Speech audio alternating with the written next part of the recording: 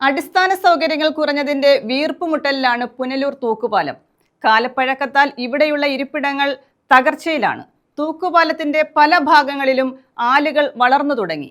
സുരക്ഷാ വേലിയുടെ ഉയരം കൂട്ടണമെന്നും കൂടുതൽ സുരക്ഷാ ക്രമീകരണങ്ങൾ ഒരുക്കണമെന്നുമുള്ള ആവശ്യം ശക്തമാണ്.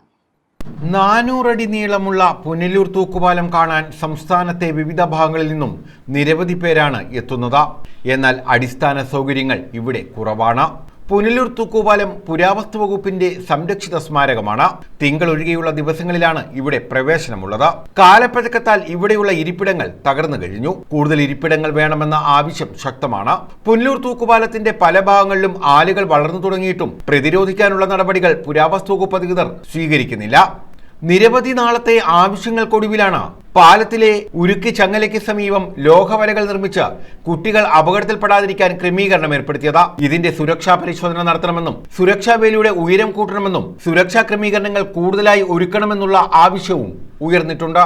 തൂക്കുപാലത്തിന്റെ ഇരുവശങ്ങളിലും ലോകത്തിലെ പ്രധാനപ്പെട്ട എല്ലാ തൂക്കുപാലങ്ങളെയും കുറിച്ചുള്ള ദൃശ്യാവിഷ്കാരം പ്രദർശിപ്പിക്കുമെന്ന വാഗ്ദാനം നൽകിയിരുന്നു. അതും പാലിക്കപ്പെട്ടിട്ടില്ല. പകലും രാത്രിയിലും മദ്യപിച്ചെത്തുന്നവരുടെ ശല്യവും തൂക്കുപാലത്തിൽ വർദ്ധിക്കുകയാണ്. ഇതിനും പരിഹാരം കാണണമെന്നാണ് ആവശ്യം. News bureau, Punalur.